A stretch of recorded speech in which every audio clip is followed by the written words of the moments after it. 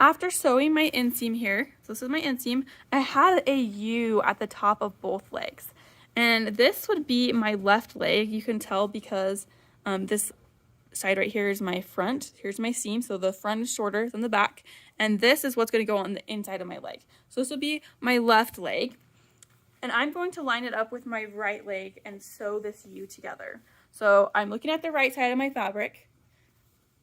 And I'm going to line up my right sides together. So here's my right leg, and I'm going to put the right side facing the right side of the other leg.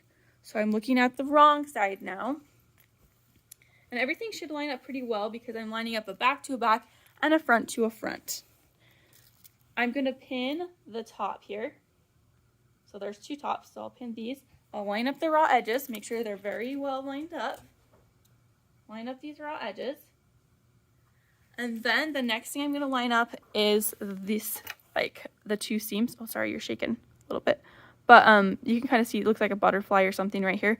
I want to make sure they're right on top of each other.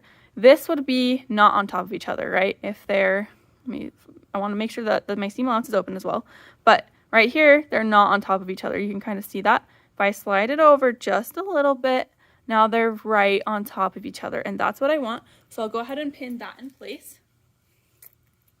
So I'll just pin it in place where they're right on top of each other and my raw edges are lined up. Then I might also pin down my seam allowances so they stay open. So I'll pin my seam allowances open.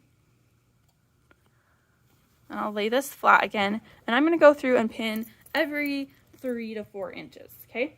So I'll just kind of start in the middle of where I already have pinned. So I'm spacing everything out. And then I'll go in the middle here of my 2 pins.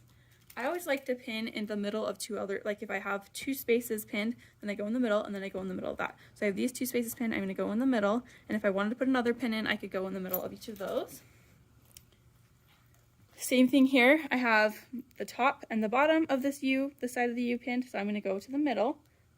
This way I'm always just spreading out, like evenly distributing any like bubbles that there are, making sure that I'm not creating a bubble later on. So now that I have that pinned, I'm ready to sew that at 5/8 inch seam allowance.